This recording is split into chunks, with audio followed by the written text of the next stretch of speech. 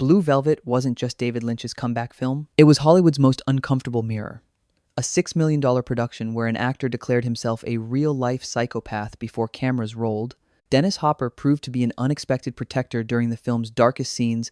Every major studio rejected the script as unredeemably perverse, and the director, who'd just destroyed his career on Dune, bet everything on a vision so disturbing that his own producer wanted scenes cut before release. Behind those iconic images of suburban lawns hiding writhing insects lies a production history soaked in studio rejection, casting warnings ignored, a composer hired who didn't know what he was doing, and a legendary lip-sync scene born from absolute accident. Dennis Hopper told Lynch, "I am Frank Booth," and Lynch called it good news and bad news.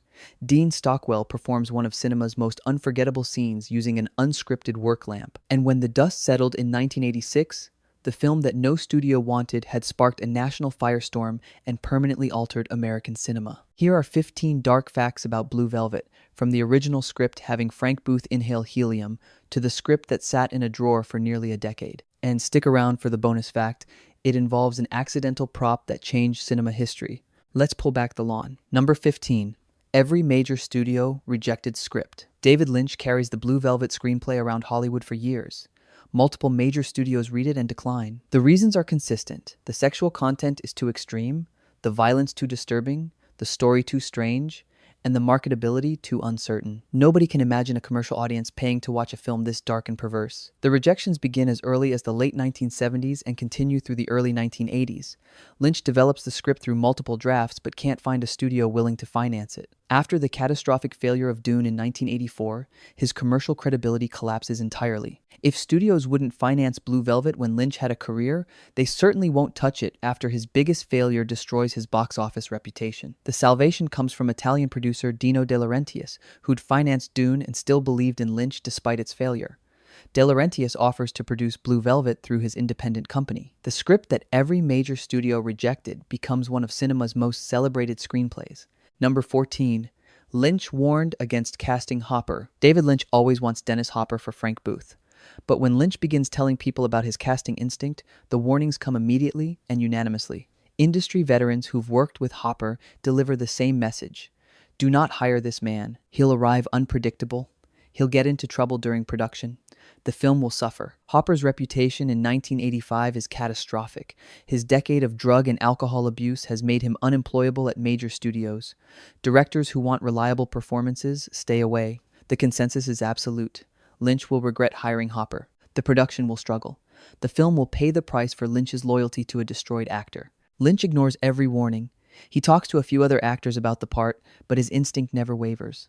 Then Hopper's agent calls and confirms he's clean and sober. A previous director vouches for the experience of working with him. Hopper calls Lynch personally and says, "I have to play Frank Booth because I am Frank Booth."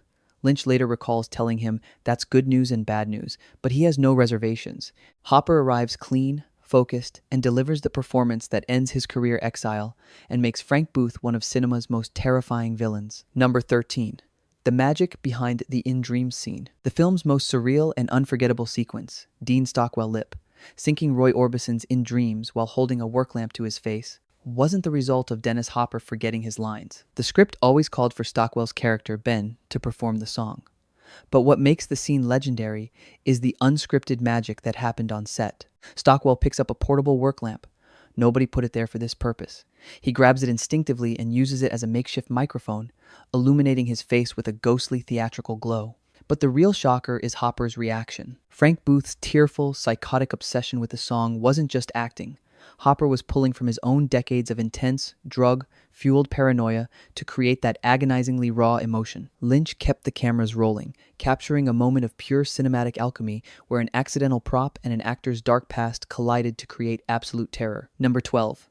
Hopper was Rossellini's protector. The rumor that Isabella Rossellini surprised Dennis Hopper by stripping naked without warning to get a genuine reaction is a complete Hollywood myth. In reality, what happened behind the scenes of one of cinema's most disturbing assault sequences was entirely the opposite. Dennis Hopper, the man whose reputation was so toxic that Hollywood warned Lynch not to hire him, was intensely protective of Rossellini. Between takes of Frank Booth's horrific, violent outbursts, Hopper would immediately break character, gently cover Rossellini with a blanket, and profusely apologize to her. Rossellini later revealed that Hopper helped her feel completely safe on set. The true shock isn't that they were catching each other off guard, it's that the actor playing cinema's most depraved psychopath was actually the most comforting, professional presence in the room when the camera stopped. Number 11. Rossellini dumped by agency over role. Isabella Rossellini accepts the role of Dorothy Valens knowing it will expose her to extreme vulnerability, explicit content, and professional risk. She doesn't fully anticipate the professional consequences. Her talent agency drops her immediately after seeing the finished film. The agency's position is straightforward. The content of Blue Velvet makes Rossellini unmarketable to mainstream Hollywood. The scenes of sexual violence, nudity, and degradation that Dorothy endures represent exactly the kind of material that closes doors rather than opening them. In the agency's calculation, the career damage outweighs any artistic achievement the film represents. The dismissal stings personally. Rossellini accepts the role deliberately, understanding its risks but believing in Lynch's vision. She delivers a performance that critics universally praise as extraordinary. The New York Times calls her work so far outside the bounds of ordinary acting that it's best understood in terms of sheer lack of inhibition. But industry gatekeepers see only the content, not the craft. Her agency abandons her precisely when critical recognition suggests her career should be accelerating. Blue Velvet revives her reputation in the long term. In the short term, it costs her professional representation. Number 10. Frank Booth almost sucked helium. Frank Booth inhales gas from a mask during the film's most disturbing scenes. What makes this so shocking isn't just the final result. It's what David Lynch originally wrote in the script. The original draft of Blue Velvet didn't have Frank inhaling a mysterious, mind-altering substance. It had him inhaling helium. Lynch's initial concept was for Frank to suck helium so his voice would become a high-pitched, comical squeak while he violently assaulted Dorothy. It was Dennis Hopper who read the script, pulled Lynch aside, and told him that helium would completely destroy the character's menace. Hopper, drawing on his own extensive history with substance abuse, suggested the gas should be something closer to amyl nitrite. Lynch agreed to keep the exact nature of the gas ambiguous, dropping the Donald Duck voice entirely. Hopper's intervention saved Frank Booth from being a laughingstock and turned him into a nightmare. Number 9. Lynch bought total creative control. The story that producer Dino De Laurentiis hired a script doctor to rewrite Blue Velvet is pure fiction. The real studio blackmail went the other way around. After the catastrophic failure of Dune, David Lynch knew exactly what major studio interference could do to a film. He refused to let it happen again. When De Laurentiis agreed to finance the picture, Lynch laid down a non-negotiable demand: absolute, 100% final cut.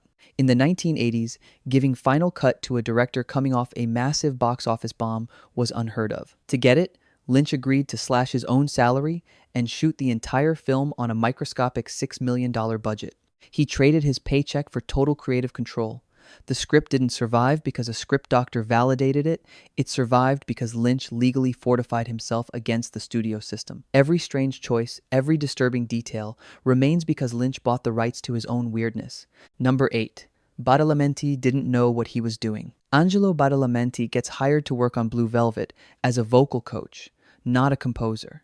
His assignment is to teach Isabella Rossellini to sing Blue Velvet for her nightclub scenes. The score is already handled. Badalamenti's role is limited and technical. Then Lynch hears Badalamenti playing piano while waiting between sessions. Lynch asks him to play something. Badalamenti improvises. Lynch responds with directions.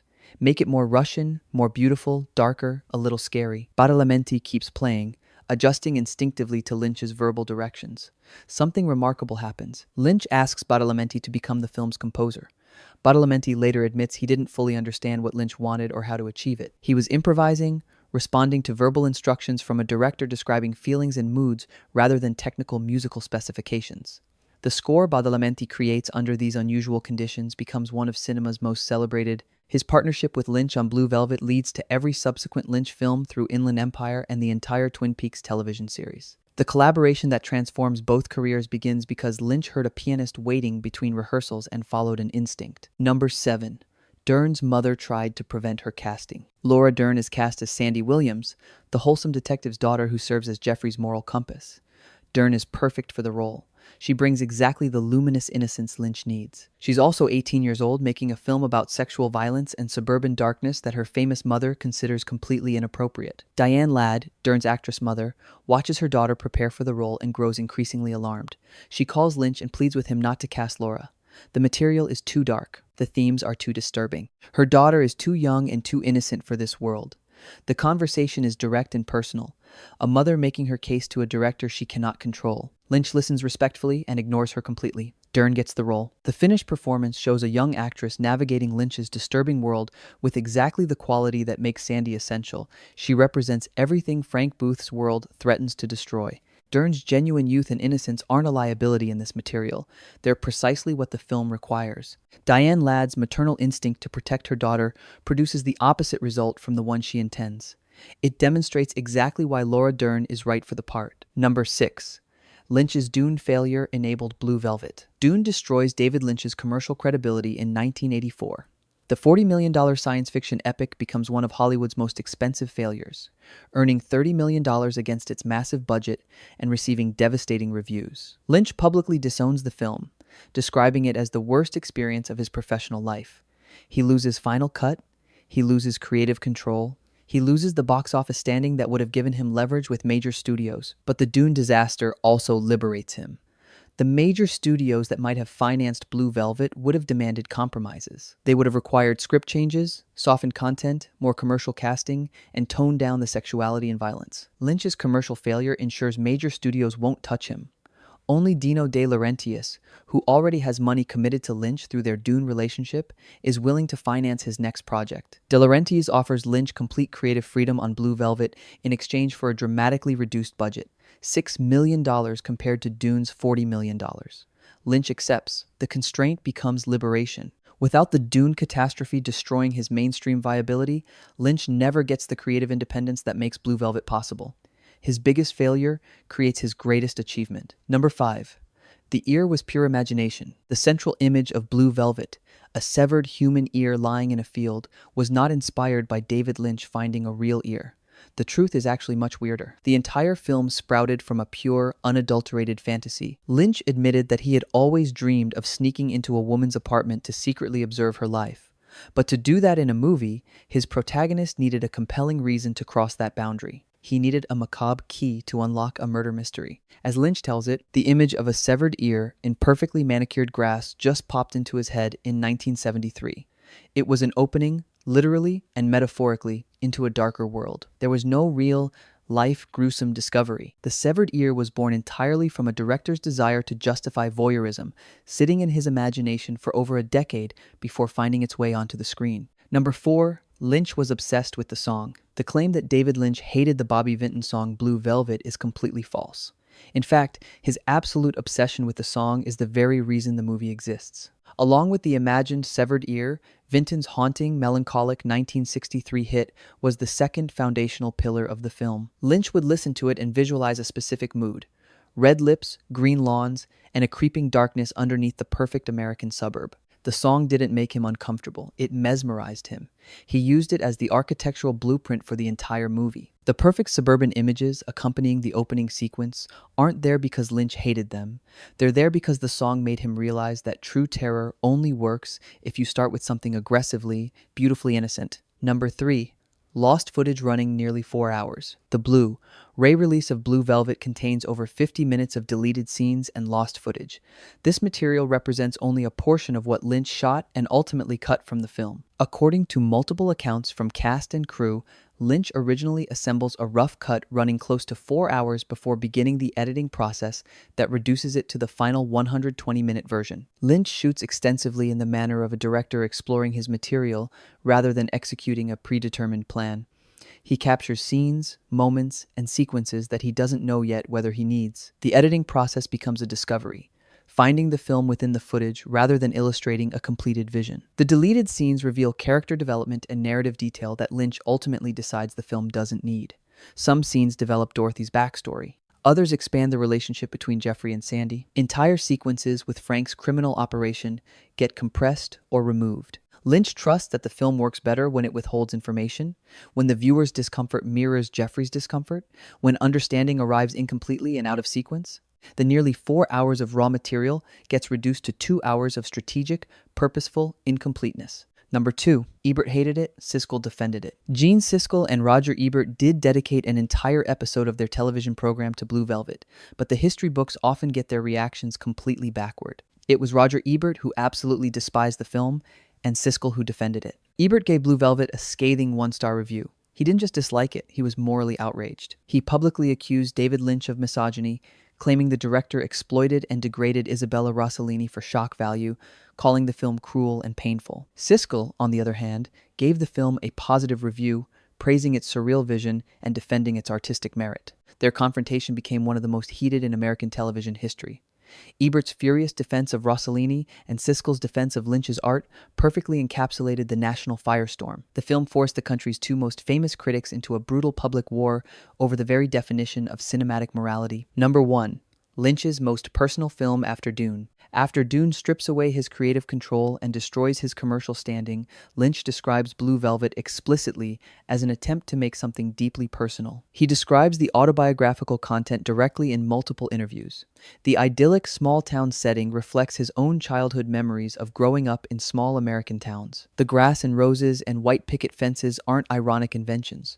Their memories. The scene where Dorothy appears naked outside her apartment building was inspired by a real experience Lynch had as a child when he and his brother saw a naked woman walking down a neighborhood street at night. The image stays with him for decades, the suburban innocence broken by something incomprehensible and exposed. The central feeling of Blue Velvet, that familiar American landscapes contain darkness that can only be glimpsed by those willing to look beneath the surface, comes directly from Lynch's childhood. His 3 years of art school, his Philadelphia years, his sense that something sinister hides beneath ordinary American life, all of it pours into Blue Velvet. The film that studios rejected as commercially perverse turns out to be Lynch's most honest self-portrait. After Dune forces him to make someone else's vision, Blue Velvet represents the purest expression of his own. The failure that nearly ended his career creates the freedom that produces his masterpiece. Number bonus fact.